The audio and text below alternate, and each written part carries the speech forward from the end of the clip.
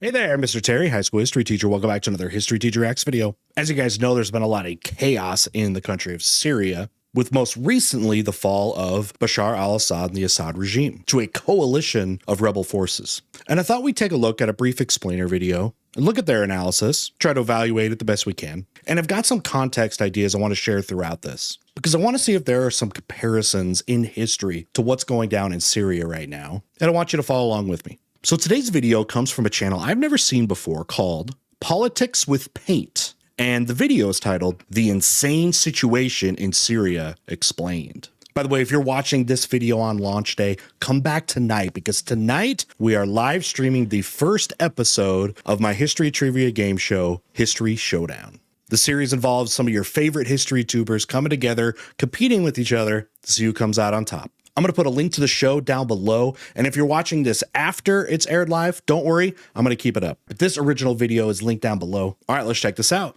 All right, one of the things I wanted to do was try to think in a compare and contrast way of combining Syria over, let's say, the last 10 years and the Afghan Civil War of the 1980s, which also lasted about 10 years. And that's something I want to keep in mind as it's kind of going down. I want to add some thoughts, and I want to get some feedback from you. Do you think that there are some similarities? Of course, there are always going to be differences, but what context is there in history for what's going on right now in Syria? Syria's civil war has been reignited. In late November 2024, a coalition of rebel forces began a massive offensive against the Syrian government, forcing them to abandon huge swaths of territory while various factions grabbed as much land as they could. The government under Bashar al-Assad has now collapsed, and the situation in Syria changed completely. Now alliances are reshuffling while outside powers are trying to influence what is going on. That's been one of the most complicated things for all of this, is how diverse the connections are in Syria. And not to make that a one-to-one comparison, definitely not necessarily for like Afghanistan. The United States being one of the big ones and Russia being one of them. So in Afghanistan, you had Russia that supported kind of their guys in Afghanistan. And then you had the Americans that basically supported everybody else because, as you know, American foreign policy during the Cold War was Truman Doctrine. It was policy of the United States was going to intervene anywhere where communism may spread into, and that brought in the United States supporting a coalition of fighters. They would be known as the Mujahideen, which is actually a term you're hearing again with some of these kind of fighters. So you do have the United States and Russia, even though it's not the Soviet Union anymore, but still Russia. You have that going on. And then you got the little bit, with Turkey. That's going to be an interesting kind of new thing out of that. And I have some ideas to share with you guys about how this impacts Turkey. Israel, of course, keeping a very close eye on this, and Iran as well. The speed of this development has been staggering. So let's recap. It's been over a decade largely. And how will the drastic changes affect Syrian the Civil Middle War East and global geopolitics? To answer that, let's first look at the factions involved and how the situation looked shortly before all of these events. This map shows the political situation in Syria as it basically existed from 2020 until the start of the rebel offensive in late November 2024. Let's go back to these borders in the first place. Remember, Sykes-Picot, after World Wars, this is going to be borders that are going to be kind of fairly arbitrarily drawn up by especially the British and the French. Didn't take into account a lot of the diversities because, again, remember, you have the Ottoman Empire is going to fall, and then basically the UN's going to sort of take over. Britain's going to take over their stuff with like Palestine, Syria with France, and Iraq is going to start throwing up borders. A lot of these borders were already a mess in the first place, and you can hand a lot of that to how this area was dealt with after the First World War. In red, we have the areas that were controlled by the Syrian government, led by Bashar al-Assad and the Syrian Ba'athist Party. During the first years of the civil war, Assad's rule was hanging by a thread until Assad's Iran, father also with its ruled regional before him. proxies, as well as Russia, intervened on his behalf, allowing his forces to recapture a lot of territory. Ideologically, Assad Let's go back to those. Make sure until Iran. This is one of those things you got to follow really close with the alliances. You can get lost in the weeds here, which does make it so complicated to follow. With its regional proxies, as well as Russia, intervened on his behalf, allowing his forces to recapture a lot of territory. Ideologically, Assad represents a wide mix of socialist and Arab nationalist ideas, while in practice, his rule has been characterized by authoritarianism, the brutal persecution of political opponents, and nepotism. Assad is also a member of the Alawite religious minority that predominantly inhabits the coast, which is why his rule seemed more stable there. Then we Sure. You've got other alignments there. So I don't think you have really Arab leftists or socialists really behind Assad. He kind of dropped the ball with that one of trying to get that group because, in the Arab world, so much of Arab nationalism was using socialist foundations, especially the ones of trying to get control of the resources away from foreign powers as basically a way to fight off imperialism. And Assad never reached really those groups in that way. And again, you've got this huge mix of allies, you've got enemies. You also have other complications like Sunni, Shia. That's also a mess here because those populations are scattered all throughout Syria, Iraq, and Lebanon. Those have little pockets, and that's how you can get alliances with, say, like a Hezbollah or Iran with Shiism kind of backing that. But that's just one of many things that may separate these groups. There's a lot of different lines and things that they're advocating for from each of these groups. I mean, just everyone, though, for the most part, inside of Syria, outside of Assad, is basically unifying under that banner. And of course, what I'm getting ahead of myself here is what's going to be next, because you're going to have all these different groups in a power vacuum, and who is going to sort of rise to the top. Again, try to think about maybe in Afghanistan in the 1980s. So in that power vacuum left by the Soviet Union and that failed regime that they were supporting, you're going to get more Islamist militant groups that are going to come in there. You're going to get the Taliban that come to take power there. We have the anti-government rebel coalition, displayed in two shades of green. The light green area, centered around the city of Idlib, is controlled by an alliance network By the way, I've never seen this channel before. Organizations, most of which can be characterized as radical Sunni Islamist or jihadist groups. The strongest and leading organization here is Hayat Tahrir al-Sham, or short HTS, which was formed in 2017 out of multiple such organizations, including the Al-Nusra Front, an Al-Qaeda affiliate. Since 2018, the group has been widely recognized as a terrorist organization, but over the past years, HTS leaders have tried to change the outside perception of the group to appear more moderate. Remember, one group's terrorists is another group's freedom fighters. That term terrorist gets thrown around, and different feuding parties can see each other literally as terrorists. And it's just about who do you ally with. If you ally with one group, then you're going to see group C as a terrorist. If you ally with group B, then you ally with group C, then you're going to see group B as terrorists. You know what I mean? So that term gets thrown around so much. I don't want to say it's like meaningless, but it's not as clear and cut and dry as you may think from an international perspective. They've promised to protect the rights of Syria's religious and ethnic minorities. How sincere these promises really are in the long term is, however, questionable, as its fighters and leaders have a long history of acting in direct opposition to these promises. The current leader of this is where one of the biggest complications can happen here is you have these groups that fight, Assad, and say, like, United States, not a fan of Assad because they support things that the Americans don't support and ally with other groups they don't support. So it's like, all right, well, then you have these other groups that are fighting. Okay, you have this guy, Mohammed al-Julani. Well, they have ties to Al-Qaeda and to ISIS. So it's like, those are groups you literally have been fighting before. So what are you going to do? Is it going to be totally like the Afghanistan situation and essentially the Cold War situation where it's like, hey, enemy of your current enemy is your friend, even though you weren't past enemies? How is that going to be handled?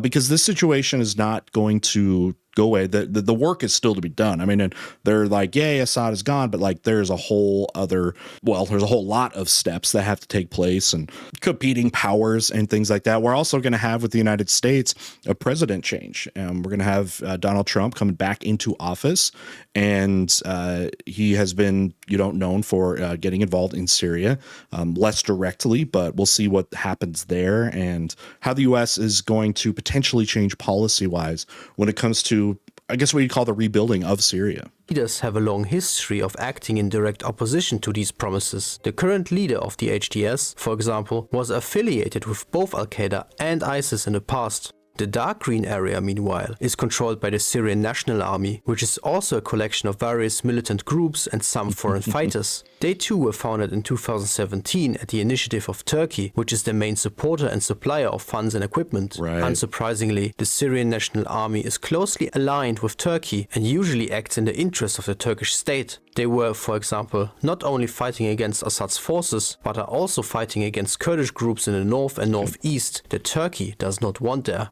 I'm glad he added this because Turkey's internal struggles have been with their Kurdish population. Kurds are a very large ethnic group that have been wanting a state ever since the fall of the Ottoman Empire and have never got it. And because of that, they get split up between those countries like Turkey and Syria, and they're kind of spread out. And Turkey has been dealing with those groups in a difficult way. And I was thinking when I was also going into this, what foreign country benefits the most from basically Assad being taken down and whatever happens? And it might be Turkey, actually. And what I mean by that, by Turkey, I mean Erdogan. Okay, I mean Erdogan, like his policies and his idea about future of Turkey and Turkey's role in the entire region. So now there's a lot of people that are kind of split on him. He is somebody, it seems like in Turkey, they kind of like love him or hate him, and same with some of the international scene. But Erdogan, more than anyone else, singular foreign leader, may seem to get the most when it comes to their will out of this. I don't know. What do you think about that? Because I'm still open up to it, but that was one of my original thoughts. This is in contrast to the HDS, whose activities are less aligned with Ankara. For example, the HDS has shown more interest in negotiating with Kurdish-led forces known as the Syrian Kurds live up there in that Forces, Turkish border in northeast SDF. Syria. The SDF controls the Yellow Territories and consists predominantly of Kurds, but also includes some Arab groups in the southeast. Especially their relationship with other actors is quite complicated. It's supported by the US and some other Western states, particularly for their fight against ISIS, but at the same time they had a quasi-alliance with the Assad government for years and got some support from Russia. One of the things that Assad was kind of, I guess, accused of in a way was kind of like tolerating ISIS at the time for a lot of his rule in Syria. And one of the things that's kind of been accused of that, and why do that? Why sort of allow this group to sort of function when they are indeed enemies of the Assad regime? And one idea I've kind of heard is that it complicates the idea of foreign forces helping them, because so many people, so many groups don't like ISIS. And if you don't like Assad, then it's like, well, what are you going to do? Are you going to, you're going to stay, you might stay out of it, right? Because it's like, you don't want to support ISIS because it's ISIS and look at their history or whatever. And basically tolerating them to make it more complicated for the big, powerful nations, maybe like a United States or any other, maybe especially a Western nation, to get involved because you don't want to get tangled in that. What do you think about that idea? Was that a political move, you think? The last few years, the SDF has been mainly fighting against the Syrian National Army in Turkey in order to retain the Kurdish autonomy they've established. Lastly, there are a few smaller factions still worth mentioning. Civil war in the going deserts on, of eastern Syria, there are still some small pockets of members of ISIS that are still active. In the southwest, there is a small US-backed group known as the New Syrian Army that controls a desert near the main border crossing with Iraq, where a US military base is also located. And in southern Syria, there are multiple rebel groups that were initially fighting against Assad, but later entered into an agreement with the government. Now, one thing I don't know is, okay, you have like very clear connections with some groups like the New Syrian Army with the United States. But are there other, maybe less public supports, maybe a little more indirectly of these other groups? And maybe you don't make it as public because it doesn't look very good on the international scene. And why I bring that up too is because there is context for this. The United States has done this before. And Afghanistan is another thing I want to keep bringing up. When you have like the Mujahideen, there's various groups of people that came from really all over the Islamic world, because it was during the started with like the Islamic revival that was going on in the 70s and then moving into the 80s. And of course, the irony that a lot of you guys know about is a lot of those Mujahideen fighters fighting against the Soviet Union will go on to create groups like Al-Qaeda, and then ISIS kind of branches off from Al-Qaeda. So Osama bin Laden being one of those people. So what do you think about that? That there may be some more public connections with the United States with some of these groups, but then maybe a little bit more indirect, a little bit more under the scene.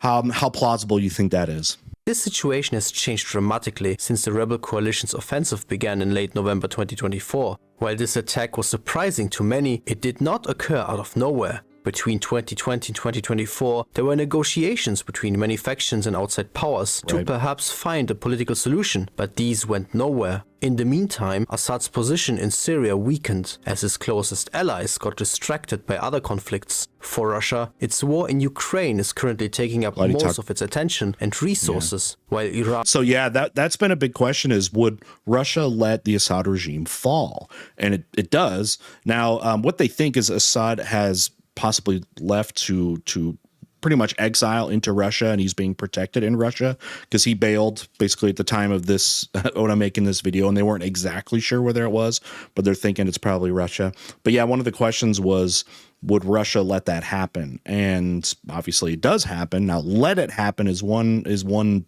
question, but also, like you were saying, I'm glad he put it in, there's still a massive war going on in Ukraine.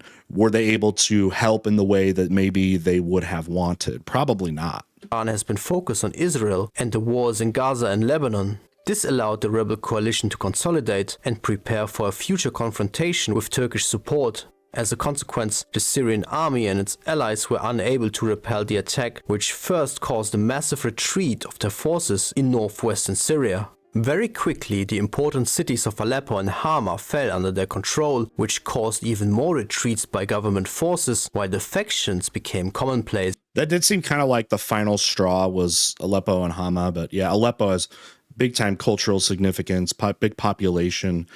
With that falling, it seemed like that was kind of the final straw before this final dominoes fell.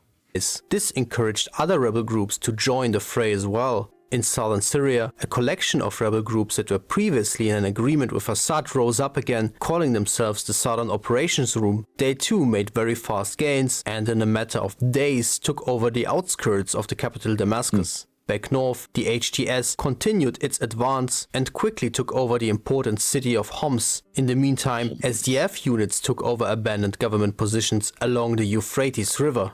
By the way, if you were feeling confused by seeing all these groups and how they have these other motives and they're also dealing with other countries, you are not alone. You are actually probably closer to being correct than a lot of people that actually talk about the conflict in Syria, saying it's complicated. I know that can be kind of like a lazy thing, but you also have to be able to explain why it's complicated. And if you can give some of these details, of course, that's great. But yeah, you already know a lot more about what's going on here because everybody here has some kind of split loyalty and has potentially changed positions over time. The US-backed new Syrian army then also advanced, taking over the city of Palmyra in the eastern Syria and moving into Damascus from the northeast. Soon after, all government forces had either fled or surrendered, and local militias took over in places where the main factions had not reached yet, even in the Alevite Syrian coast region that was previously thought to be Assad's stronghold. Within just 11 days, the 50-year rule of the Assad family in Syria had come to an end. At the time this video was released, the exact whereabouts of Bashar al-Assad were still unknown, but it seems that he has been granted asylum in Moscow. But wherever he is, it's clear that a new chapter in Syrian history has begun. But before we talk about what might be next for Syria... Now, what will be interesting to see is if there is potentially a future coup led by Assad to come back into Syria. There's precedent for that in history, too. Some of these groups leave and then they come back.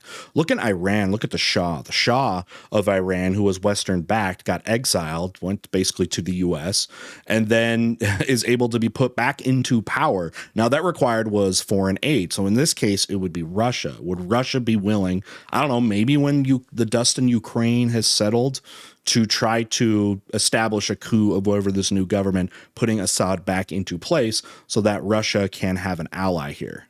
What do you think about that?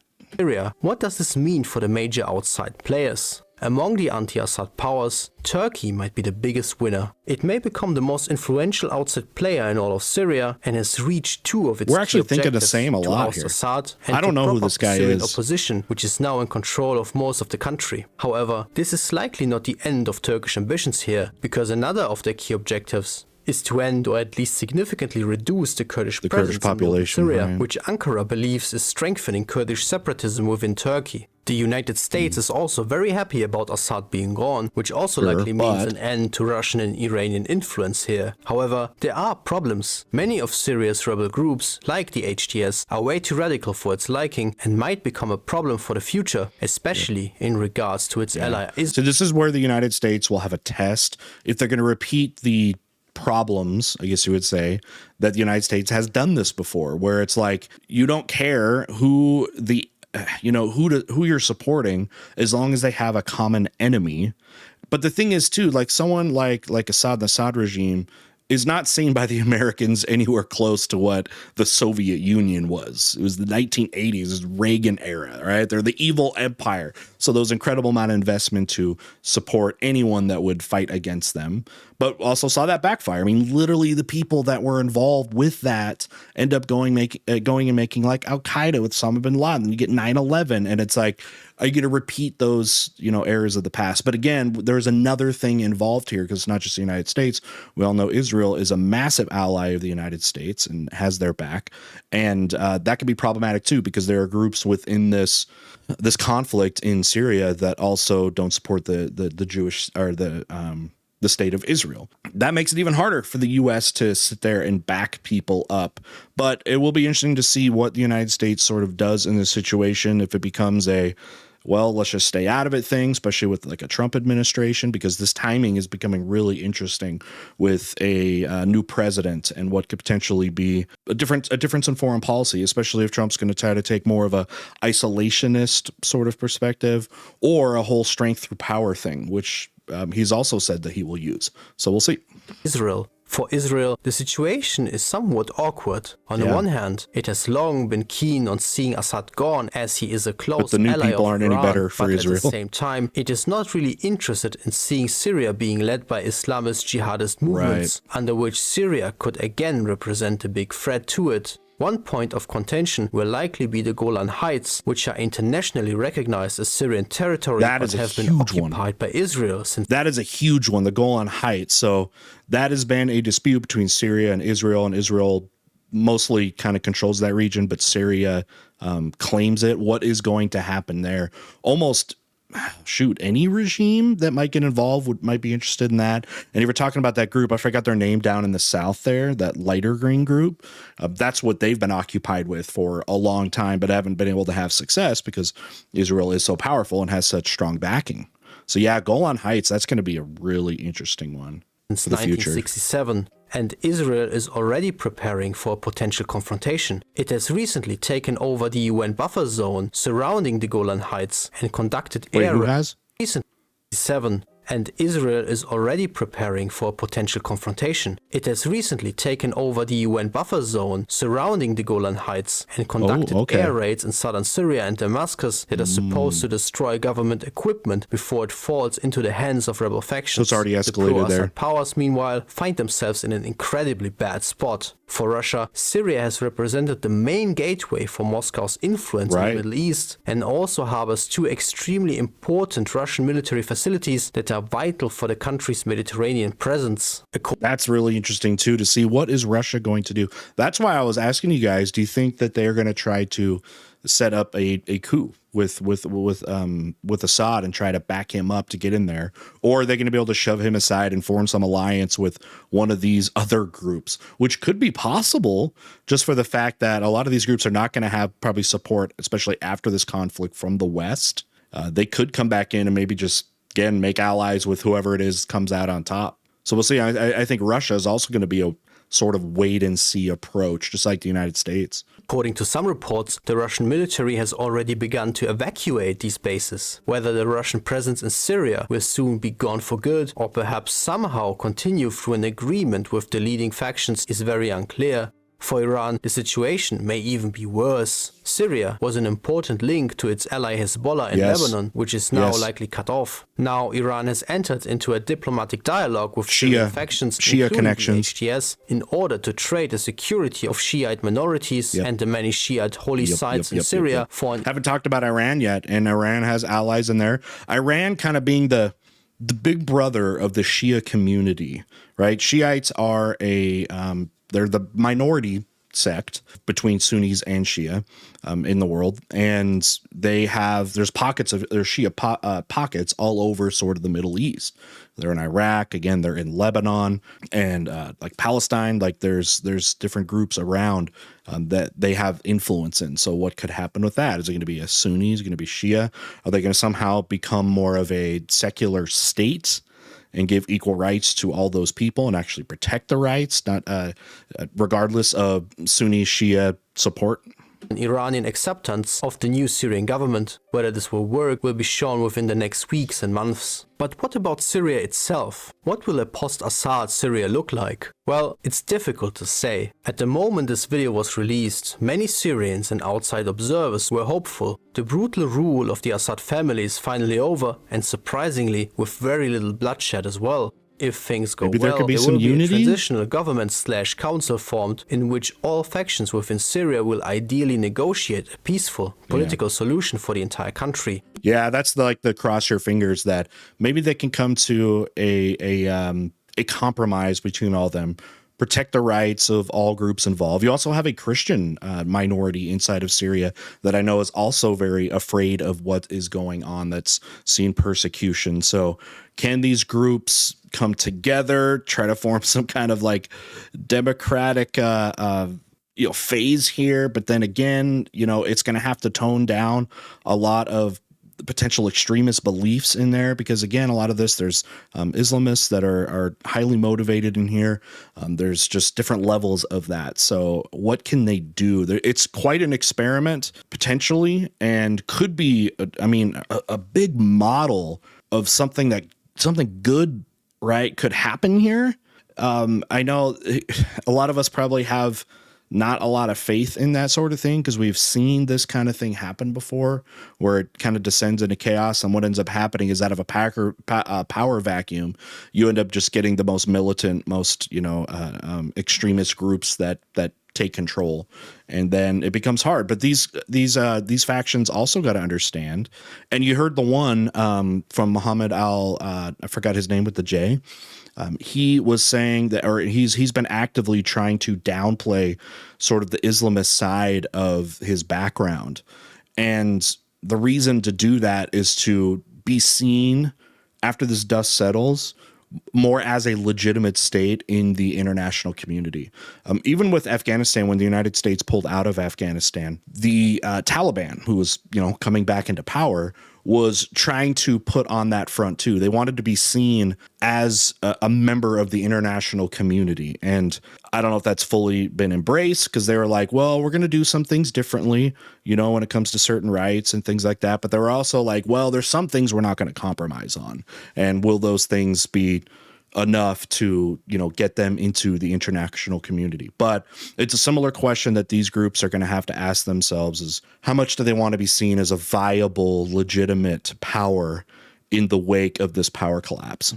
Part of this may be the granting of some degree of autonomy to the country's minorities, including the Kurds, Alawites and Druze. But at the same time, the cause which had now unified many factions, namely to topple Assad, is now gone, and the various factions left in Syria have different backers, goals and ideas for how Syria should be governed. If the negotiations between them stall in the coming weeks, what will stop them from fighting against each other? In such a scenario, the worst thing that could happen is this could stall, because the longer this goes on without a new agreed upon government, constitution, etc., is just going to make more people impatient and lead to more groups trying to usurp the power for themselves.